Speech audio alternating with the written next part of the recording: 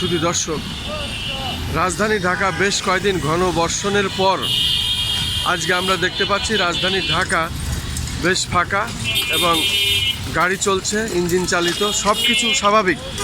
যেহেতু আজকে রোদ্দুর উঠেছে সকাল থেকেই, মোটামুটি ফিসফিস করে রাত্রে বৃষ্টি হলেও আর সারা রাত বৃষ্টি হয়নি, যে কারণেই রাজধানী ঢাকার অনেক রাস্তাঘাট এখন পানি সরে গেছে। হয়তো যেখানে বেশি নিচু সেখানেও সরে যাবে, আর একটু যদি এই সুবিধাটা পাই। আমি দেখতে পাচ্ছি রাজধানী ঢাকা আগের মতোই আবার সুন্দর এবং ছিমছাম পরিবেশে সব কিছু চলছে। আমি এখন হাইকোর্টের সামনের চিত্রটি আমি দেখিয়ে যাচ্ছি। মূলত মানুষ যার যার কাজে আবার বেরিয়েছে। আমরা দেখতে পাচ্ছি ট্রাফিক পুলিশও কাজ করছে এবং সব কিছু ঠিকঠাক চলছে। আমরা দেখতে পাচ্ছি এখন আকাশ পরিষ্কার, যদিও কিছু মেঘ আছে, আবার রৌদ্র উঠেছে।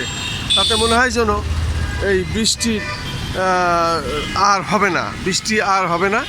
যদি না হয় তাহলে মানুষের জন্য চলাফেরার খুবই আবার একটি সুবিধাজনক অবস্থা।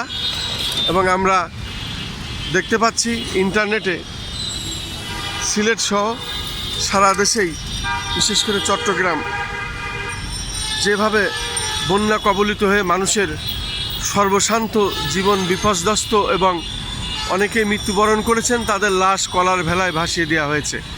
এই যে পানি আর পানি, কোথাও কোনো শুকনো জায়গা জমিন নাই, যে কারণেই আমরা মহান আল্লাহ তাআলার কাছে আমরা ফরিয়াদ করি, হে আল্লাহ, প্রত্যেক মানুষেরই আপনি তাদের জীবনে নিরাপত্তা দিন এবং সব কিছুকেই আপনি জানমালের সমস্ত জীবজন্তু মানুষ সহ সকলেরই জানের হেফাজত করুন। আল্লাহ, আমাদের বলার আর কিছু নাই, যেহেতু আল্লাহ সর্বশক্তিমান, একমাত্র আল্লাহ পারেন সব কিছু স্বাভাবিক করতে। আমরা দেখতে পাচ্ছি রাস্তা সুন্দর, ট্রাফিক পুলিশ কাজ করছেন। ওয়ালাইকুম আসসালাম।